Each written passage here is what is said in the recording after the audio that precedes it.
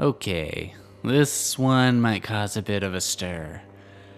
This is a topic that I have pondered for much of my life, but I haven't had much of a forum to discuss this outside of drinking circles and smoke pits.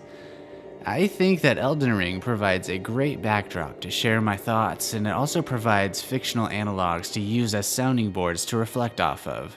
So, let's get philosophical. The lore of Elden Ring is contentious, and, as you can tell by my recent videos, I find great joy in trying to unravel the mysteries, as do many others. But many of these mysteries cannot be unraveled in full. We are simply not given enough information to make definitive statements, even about some incredibly fundamental aspects of the world and narrative. Like, who even is the hero of this story? Who are the villains? Inevitably, by design, we will need to fill in these gaps with our own headcanons.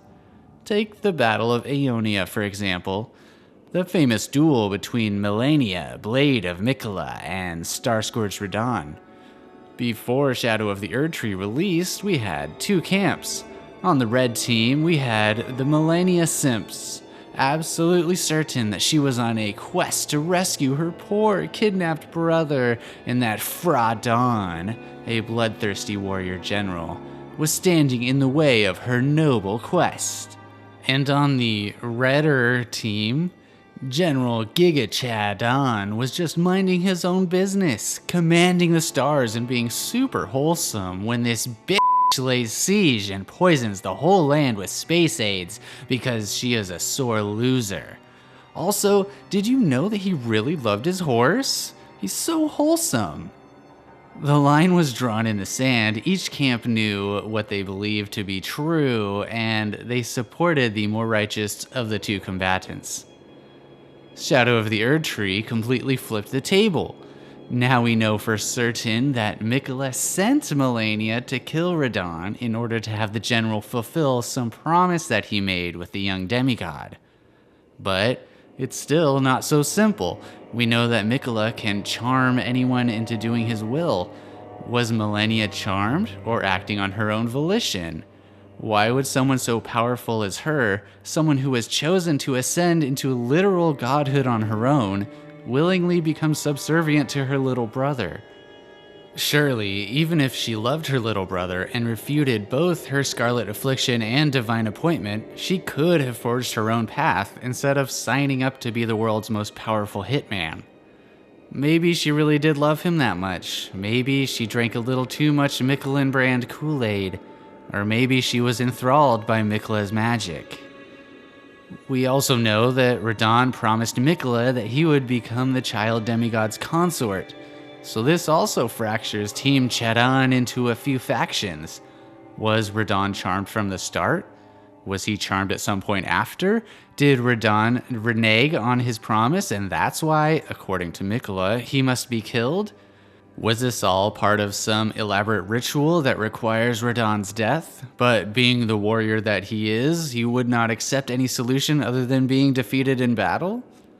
If he was not charmed, and he is so wholesome and cares about his men, why would he subject them to this horrific war in the name of this secret ritual? If he did simply not want to follow through with a promise, then why isn't there any struggle once he's awakened as Miquella's promised consort? Does Radagon like Miquella's vision of the world, where there is no suffering but at the cost of our very autonomy? That seems strange for a warrior who glorifies battle so much. Who is the good one in this instance? Who is the more devious? Clearly, this is more about who you identify with and how you fill in the informational gaps, rather than relying on objective analysis. Both can be interpreted to have questionable motives.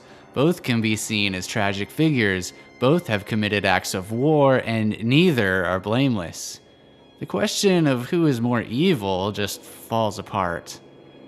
Maybe it's easier to say that none of the characters are truly evil, and that a world that is in a post-apocalyptic state brings out the monsters in all of them. That even good intentions can lead to horrific outcomes. Perhaps this is one of the themes that Fromsoftware is aiming to convey. That within all of us is the capacity for evil, and that when faced with desperation, no one is above the basic instinct to survive by any means necessary. Is there a line in the sand that determines when something is good or evil?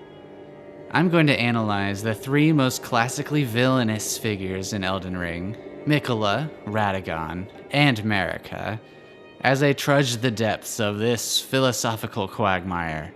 Even if you disagree with my interpretations of the lore and the nature of these characters' motives, I don't think that's necessary to ponder the questions I'll put forward and apply them to your own read of the situations.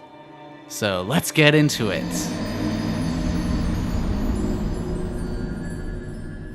So before anyone's thoughts run away from them, as a phantom leaf living in the year 2024, yes, I do believe that the actions taken by some people are 100%, no doubt about it, evil. I'm also going to analyze this topic from a naturalistic lens. I will discuss religious perspectives on evil, but as we'll see, having an objective baseline for what is or isn't evil as cut and dry as it may appear, even with this framework. I think Miquella is the most clear-cut example of the adage, the road to hell is paved with good intentions. It is commonly understood that Miquella was very much loved by nearly everyone, even those who were not under the influence of his charm. He was intelligent, thoughtful, earnest in his quest for knowledge, and compassionate to those whom the Golden Order has rejected. He seemed to be the favorite child of Radagon, evidenced by the Golden Order fundamentalist spells they gifted to each other.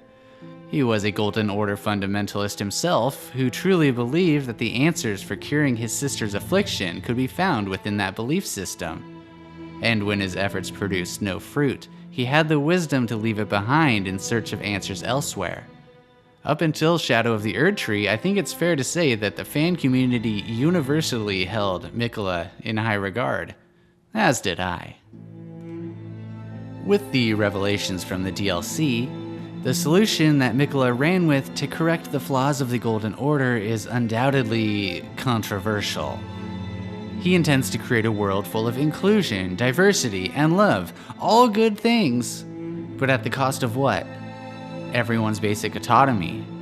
Can goodness even exist if nobody actively chooses to be good? What would be the baseline in this context? Well, it seems like it would be whatever Miquella, the new god, deems to be so. As a comparison, let's look at an outside example of a similar situation from a collection of books that you may have heard of before. In Exodus chapter 20, verses 2 through 17 of the Bible, God lays out the 10 Commandments to Moses. These are the fundamental rules to follow to keep away from sin and more generally understood to be a rule book for being a good person. Commandments 6, 7, 8, and 10 summarized are, you shall not murder, you shall not commit adultery, you shall not steal, and you shall not covet other people's belongings. Almost everyone can agree that these are fine rules to follow to be a good person. And more importantly, in this context, they are divinely ordained laws that will keep someone in Yahweh's favor. Now, let's skip ahead to Deuteronomy chapter 20, wherein Yahweh commands the newly settled Hebrews to conquer the Promised Land and its surrounding nations. Starting with verse 10, it reads, "When you approach the city to wage war against it, extend terms of peace. If it agrees to peace and welcomes you, then all the people found in it will serve you as forced laborers. But if they refuse to make peace with you and instead choose war, then attack it. The Lord your God will deliver it into your control, and you must execute every male. The women, children, and all the livestock in the city, and all the spoil and plunder will belong to you. Appropriate the spoil of your enemies, which the Lord your God will give you. Do this to all the cities that are distant from you, that is, to those cities that are not in neighboring nations." If that is not enough of a tonal shift from before, let's continue to how Yahweh wants the Hebrews to handle the nations that are close to them. Verse 16 starts, "You are not to leave even one person alive in the cities of these nations that the Lord your God is about to give you as inheritance. You must completely destroy the Hittites, the Amorites, the Canaanites, the Perizzites, the Hivites, and the Jebusites, as the Lord your God commanded you. So they will not teach you the detestable things they do for their gods. If you do what they teach you, you will sin against the Lord your God. Remember, this is an unchanging, self-proclaimed God of love commanding this. That is at least 4 of the 10 commandments that Yahweh explicitly tells the Hebrews to disobey in this instance. Sure, one can rationalize in various ways to rectify the cognitive dissonance this presents, but clearly the 10 commandments are not an absolute source of what is good and evil. Good just means whatever God wills at any given moment. This is the problem with accepting what a deity declares to be good at face value. Evil actions are only evil till that god or goddess decides that it's not. You can argue that Yahweh has good intentions, those being to cultivate a nation for which his son, Jesus, would be born to ultimately free humanity from evil. But there is no denying that many accounts of conquest, bloodshed, and sin, according to previous biblical revelations, occurred in his name while on this path. Returning to Miquella, we also find that he has his own proclivity for violence against those who do not accept his rule willingly. For one, he and his promised consort try to kill the Tarnished, the champion of the old order. Sure, he does try to charm us, but that is almost an afterthought, merely one action in a plethora of god rays and flying blades. We have done our part in his plan, and ultimately he has no use for us anymore. The fate of the Needle Knights is also relevant. According to her sword, Leda killed her comrades, the loyal hitman of Miquella himself. Why would this demigod, whose only reputation is that of love and caring for the downtrodden, need hitmen? Was she charmed or acting on her own? In either case, she is fiercely loyal to the demigod, and her only wish is to see his wishes fulfilled. He also has an army of Haligtree soldiers, misbegotten, and even a Carian knight ready to do battle at his command. Oh, and also a demigod. He has a demigod in his ranks as well. And of course, there is the whole manipulation of Moog in the Battle of Aeonia debacle, which Miquella orchestrated. It is only a matter of time before God King Miquella begins his own bloody crusade in the name of peace and love. Tangentially, this also highlights why using a secular government or ruler's laws as a moral compass to be fallacious. Just because something is legal, that doesn't mean that it's the right thing to do. What about lobbyism and price gouging by pharmaceutical companies? Just to name 2 quick examples. Those are things that I would definitely consider to be evil, but they are legal in my country. So, putting this all together, is Miquella evil? I would certainly say not originally, but by the end of his story arc, his actions can definitely be considered so. His intentions were good, his methods became more and more devious to the point of villainy. How many of us, if given godlike power, would become something similar? I think that the answer is that many of us would. The nature of humanity is so complex, it's easy to have an infantile response like, well, I'll just force everyone to be good, or I'll just delete all the bad people, and not recognize the horrible consequences and misguided steps that would accompany this goal, let alone not understand that the true source of malady in the world is within ourselves as well. How much weight does intent hold against a person's actions? And does this shift when these actions affect the world on a grand scale? Radagon is difficult to analyze, for he is Queen Marika in some regard. When exactly he came into being, or if and when he and Marika split, is hotly debated, so I'll just analyze what we know for certain about him the best I can. For anyone wondering what my take is, I enjoy the theory that, much like Miquella and Saint Trina, Marika had to rid herself of Radagon in order to ascend to godhood, and that when the time arose, the two became one again. Radagon embodies someone who will defend the status quo at all costs. He emerged in the Liurnian Wars as a champion of the Golden Order and chose to assimilate his aggressors through seduction when the war became a stalemate. He is described as a Golden Order fundamentalist, someone who believes that the Golden Order holds all of the answers if one looks hard enough. One of the major narrative beats of the game is that the Golden Order is not flawless. Its unnatural longevity has become a breeding ground for oppression, stagnation, and the ruin of the lands between itself. Yet Radagon defends it to the very end. It is he who bars entry to the Erd Tree, preventing anyone, save a person who wields both Destined Death and the Flame of Ruin, from accessing the Elden Ring. He seems to be fine with the persecution of those who live in death and the Albinarics, or at least as Elden Lord, he makes no effort to stop the genocide perpetuated by the Hunters of the Golden Order. Radagon would rather watch the world wither away than risk anyone tampering with it. That is pretty evil, in my opinion. Yet, despite all this, he is at least earnest in his beliefs.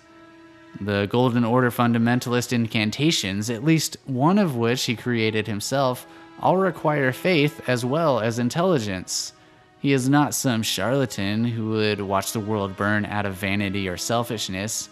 He truly believes that if he looks hard enough and preserves the Golden Order, that it will provide the solutions to the wrongs of the world, and he actively searches for those answers. Or he did at one point.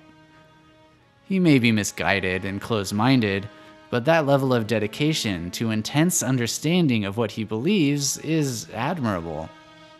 And while it's not a leap to say that he is racist against those who live in death, he, as well as Miquella, a former Golden Order fundie, does have some intriguing ties to another group of Golden Order outcasts, the Misbegotten, even if one of these connections is buried in the game files. So he might not have a vendetta against the Crucible, unlike Queen Marika, and possibly understands its vital role as the source of all that is golden. But maybe I'm being too charitable there. Queen Marika even insults him for his dedication, calling him Leal Hound of the Golden Order, in that he has yet to become a god. She is putting him in his place, reminding him that she is the god, and that although he has dedicated his life to the Golden Order, that his will and power is still below hers. She finishes the dialogue with, "Let us both be shattered, mine other self." Marika is telling him that it is her intent to break the Elden Ring, and that Radagon, in spite of his passion and loyalty to the cause, can do nothing about it. What is the best way to cause someone to rebel against you? To admonish them and tell them that their actions would be meaningless. It's no wonder that when Marika does shatter the Elden Ring, he fights for control in order to repair it. He is fighting for what he believes in. But it cannot be repaired as is. A mending rune must be introduced, something that will spell out the end of the order that he clings to. In this sense, he's a tragic figure that is surprisingly relatable. Yet, despite all of this, he still wills to perpetuate an order that will see the world rot away and persecutes those who do not belong within it. So does Goldmask, by the way, but that's a whole other topic. Much like Miquella, he surely does not see himself as doing wrong, but it doesn't change the fact that his actions will doom the entire world. Unlike his son, he is not leading an army or plotting to rule the world. In fact, he already does rule the world. He is cowering within the Erd Tree, desperately protecting all that he has left. He is the wedge between what needs changing and those who would change it. But is it evil to protect and preserve your beliefs? What if those beliefs that you protect result in the destruction of others?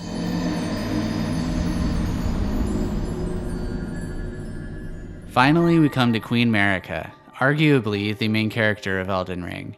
She is so complex, with so many facets to her character, but I think she can be summarized by the somewhat cheeky saying, "Hurt people hurt people." Marika quickly turned to atrocious acts when she became the Elden God. One of her first actions after ascending was to start a brutal war of conquest, wiping out various civilizations and nearly exterminating races such as the fire giants, eventually turning her ire against the Hornsent in what they perceived as a betrayal. She has a spotty history regarding some of her children.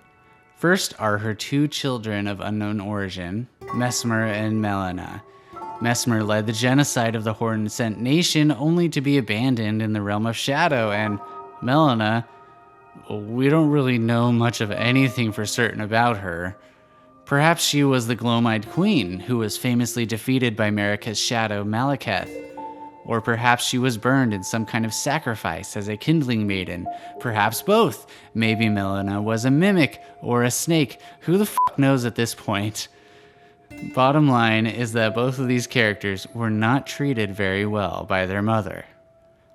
And then we have Morgott and Mohg, children born with the features of the Crucible, and she abandons them in the sewers beneath the capital. There are even the nameless demigods who reside soulless within the wandering mausoleums. All demigods are children of Marika, so it would follow that these are also children of hers.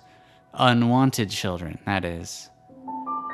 At some ambiguous point during her reign, she removes the Rune of Death from the Elden Ring, and this begins a Rube Goldberg machine of consequences that have lasting negative effects on the state of the world, as well as founding the Golden Order proper. And lastly, she shatters the Elden Ring and plunges the lands between into chaos and unending war. There are many other sins that she's committed that I have not mentioned, as she has quite the expansive history, but to get to the point, I completely understand some people's characterization of her as an evil queen archetype. However, that's not how I would characterize her. To me, she is so much more complex than that.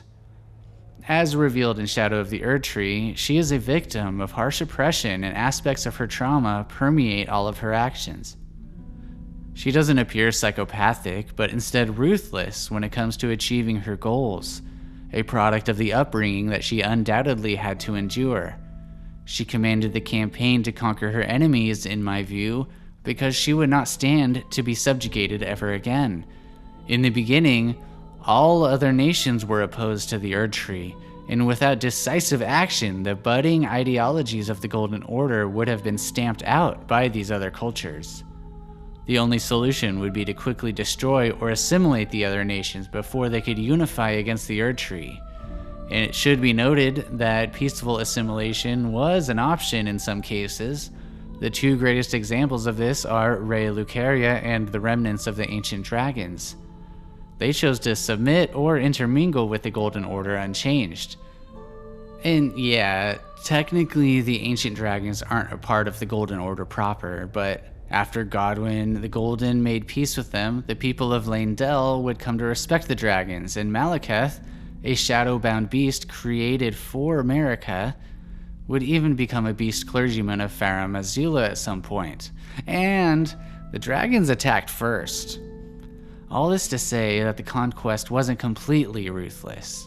As Muriel the Turtle Pope puts it, heresy is not native to the world, it is but a contrivance. All things can be conjoined.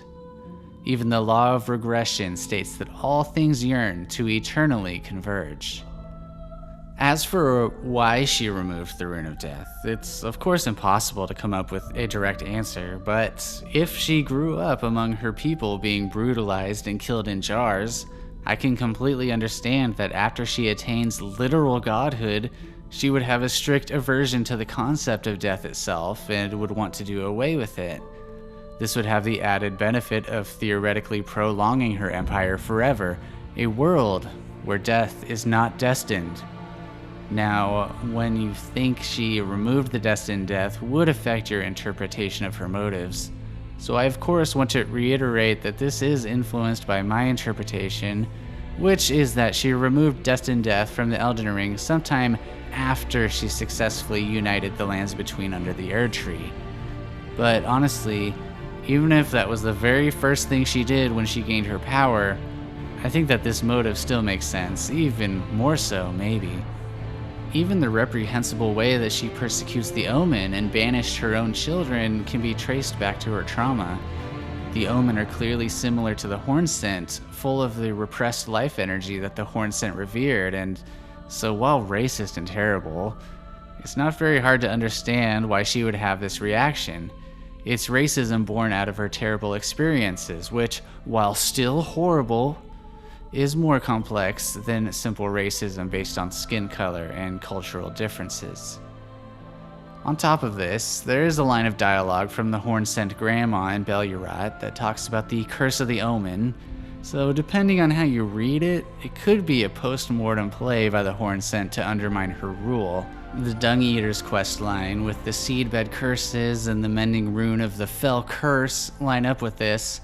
If you'll indulge me as I go on a small tangent, there are a few key points regarding this idea that don't sit well with me. First of all, I'll reference last protagonist's video about this dialogue. It's linked in the description. Just go watch it right now. It's like a minute long. But in English, the word omen's not capitalized, making it unlikely that horny grandma is referring to the omen creatures. And this is corroborated by the Japanese version, which basically just translates to abhorrent curse or something of the like. No mention of the omen people. And second, if you place the crusade during the marriage of Radagon and Rennala, as I do, then Mohg and Morgott have already been born, so this omen curse has already been well underway. However, I am not saying that an omen curse does not exist. There definitely seems to be some kind of curse at play, a curse that births omen children and prevents them from returning to the Erd Tree, and Dung Eater is harnessing this curse to bring about his nasty, poop-riddled age. I just don't think that the omen curse was placed on Marika by the Hornsent, but let me know what you think. Okay, tangent over. Let's finally address the catalyst for the entire game, the shattering of the Elden Ring. This is where I actually garnered some respect for her, so let me explain why. So, she is the founder of the Golden Order and creator of the Erd Tree. She shaped the laws of the world into what they are, into the form that's caused so much chaos and destruction, but also blessings at one point. She even harbors the Elden Ring within herself, so it would be logical for her to defend it to the bitter end, as her other self Radagon does. But that is not what she does. Despite being the founder of the Golden Order, she's not a Golden Order fundamentalist. At the Minor Erd Tree Church, we were relayed these words from Queen Marika. I declare mine intent to search the depths of the Golden Order. Through understanding of the proper way, our faith, our grace is increased. Those blissful early days of blind belief are long past. My comrades, why must ye falter? She does possess the intellect and desire to seek answers within the order that she created. However, as we discussed in the section about Radagon, she belittles him for being so doggedly loyal. It's clear to me that by the end, she, like Miquella, has recognized that her order is flawed, that it must be ended, and that she has become a prisoner within it. This is why she makes preparations to break the Golden Order. It is almost certainly she who instructs Master Hugh to forge a weapon to slay a god. And while I believe she originally banished the Tarnished out of a desire to cover up the brutal conquests of the lands between, she calls them back as her ace in the hole. Maybe this was all part of her backup plan from the beginning, playing the long game if the Golden Order needed to be replaced, something that she herself couldn't do. She even told her demigod children to make what they will of themselves, be it a lord or a god, presumably in preparation for the coming shattering. If you have watched my video, Why Do Enemies Respawn?, then you know that I believe it is Marika who is guiding us and bringing us back to life each time we die. We are her tool to both free her from her prison as well as replace her broken Golden Order. But none of this could be possible if she didn't have the wisdom to recognize that the Golden Order itself was the problem and then make the necessary sacrifice to allow the reconstruction process to commence. Now, I want to quickly address the Knight of Black Knives while we're on the topic. I can't say that I believe that she orchestrated a dire plot. It does seem to just be the machinations of Ronnie in my view. It's a fun idea though, that Marika plotted to kill her favorite son as a smokescreen to hide her true motives. It just makes more sense to me that she had her plan ready to go, maybe waiting for the right moment or waiting out of hesitation, but when Godwin was assassinated, it broke her spirit and she followed through with it. So that was admittedly a very gracious interpretation of Queen Marika's character. Most of this is of course my own read into the subject, and I do need to recall the gross atrocities that she committed to balance the scale, as well as acknowledge that you all might have a different, less charitable read on her character. Even so, all of this considered and returning to the topic at hand, is she really just an evil queen? Or like the other villains I've talked about, something more complex? Is it wrong to feel sympathy for someone whose actions negatively affect those around them? Is someone who recognizes their failures and takes steps to correct them just as evil as they were when committing those failures? How much does one's upbringing factor into this question? So we have explored these three characters, and while they can be viewed as villains, they can also be viewed as tragic figures, and fairly relatable, depending on how you interpret their motives. Let's take a step back from Elden Ring for the moment and return to the main question I posited at the beginning of the video. Is there an objective line in the sand between what's good and what's evil? If we can imagine separating humanity from the rest of nature, the question of what's good or evil becomes nearly meaningless. All living things survive and consume and reproduce in their own ways. Is a tarantula hawk evil for turning tarantulas into incubators for their larvae? Is the lion evil for specifically targeting the youngest in a herd of elephants? Is the dragonfly heroic for preying on mosquitoes? No, these are almost ridiculous questions. All of these life forms have evolved to behave this way naturally. It's how they survive, and it's how the biosphere balances itself. Shout out to dragonflies though, much love to you. As I said, this is almost a ridiculous question because sometimes animals kill for fun. Now, I want to clarify, I'm not talking about self-defense situations or anything related to competition, but purely killing for entertainment. There are lots of animals who engage in this behavior. Most are predators, but some are not. Dog and cat owners know this all too well. It's been well documented that dolphins sometimes behave like murderous psychopaths. Lions will kill small birds for no reason. And even elephants, notably not predators, have a history of assaulting rhinoceroses for seemingly no reason. Could this behavior be considered evil? Well, maybe? But you know who else kills animals for fun? That's right, humans do. Is hunting for sport evil? Some activists would say yes, but generally the answer, at least in my country, is no. Killing something to extinction is obviously undesirable for all parties, but many people would agree that hunting for sport, when following certain etiquette and adhering to the laws, is not. When hunting some animals, such as feral hogs, it is seen as desirable and it's even encouraged. And when your house is infested with ants or termites, who are just going about their lives in a natural way, it is not evil to completely exterminate them. So perhaps the question of evil has to do with intellect. If someone or something can perceive the feelings of another creature with intelligence and recognize that doing something to them would cause them harm, then proceed to do it anyway, maybe that's how we can define evil.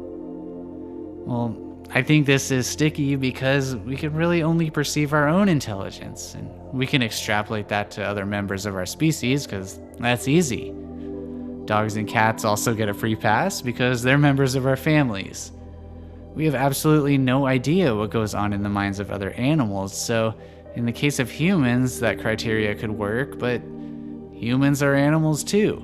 Why should we limit this just to ourselves?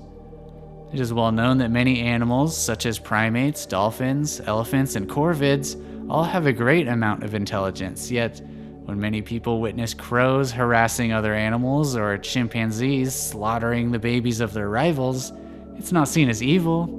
That's just how they are. Let's take an extreme example: cannibalism. Cannibalism is very common in the animal world, and yet it's nearly universally understood in the modern day that cannibalism among humans is evil. Yet there are likely small pockets of indigenous people who still practice cannibalism in rituals or to take someone's power into themselves during warfare. Is that evil? Or do they just live in a completely separate world with separate beliefs from the rest of us? If it happened in my culture, that would certainly be evil, but is it my job or the job of my country to conquer them and defeat this evil when practiced in their cultural context? Then there is the case of the tragic victims of Mao Zedong's cultural revolutions or the famines of the USSR, or pioneers such as the Donner Party, some of whom resorted to cannibalism for survival. It's an abhorrent act, but in the case of survival, is it evil? Maybe if murder is involved, but if not, I wouldn't classify that as evil, but tragic. There is also the topic of war, which many people can justify given the right circumstances, but as we all know, war is hell. I can go on and on with different examples, but by now you should get my point. Where is the line? It seems clear to me that there isn't one. What is or isn't evil is a sliding scale based on one's personal beliefs as well as the circumstances we find ourselves in. I understand why some religions just throw up their hands and say, the whole world is evil, it's a fallen world. But if that's really the case, then evil is just a baseline for all of nature. Well, if everything is evil, then nothing is. So the way I understand it, evil is a social construct that has no actual basis in the natural world.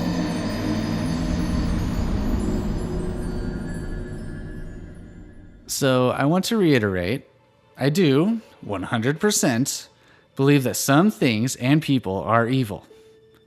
I just think it's an important exercise to try and understand what that really means for ourselves. Luckily, in our modern era, there are many things that are universally held to be evil. You know, the big ones. Without these basic guidelines, modern society wouldn't exist. These things feel obvious, but there are some issues that are not so universally agreed upon. In my country, abortion is one of these.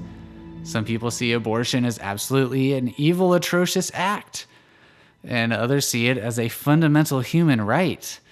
Personally, I fall on the side that it's a woman's right to choose, but even the topic of human rights is, in my opinion, another social construct. But I am absolutely not going into that topic right now. Also, justice is a construct. Anyways, I am not saying that just because I believe something is a social construct that I also believe that it doesn't exist. Evil absolutely exists. It's just that in our polarized, clickbaited, Twitter-poisoned discourse, it's healthy and necessary to self-reflect and discover what that truly means for ourselves so we can better avoid the pitfalls that so many others fall into. Shrinking the perspective to relationships between ordinary people, I think this is particularly important. It's too easy to villainize those who you disagree with and not recognize that they likely came to their conclusions through the same methods as yourself. They just had a different starting point and were influenced by different circumstances. Now, your neighbor might still be your ideological enemy, but there is a fine line between having respect for the humanity within them and completely dehumanizing them that so many people seem to have forgotten about. This is where I must applaud Fromsoftware once again for creating worlds, characters, and scenarios that are so compelling and not being afraid to lay themes such as this on the table while also having the courage to leave them in an ambiguous state for us to ponder and reflect upon. Miquella the Unalloyed, Radagon of the Golden Order, and Queen Marika the Eternal are all beings who have done or will do things that would arguably make the world of Elden Ring a worse place for everyone. But all of them are more complicated than your standard mustache-twirling Disney villain. All of them have aspects that maybe we see within ourselves, and maybe those around us as well. Thank you for watching. I hope this video was interesting and gave you some things to think about. Please like and subscribe if you enjoyed. I'm eagerly awaiting your rebuttals in the comments. And until next time, don't you dare go hollow, Tarnished.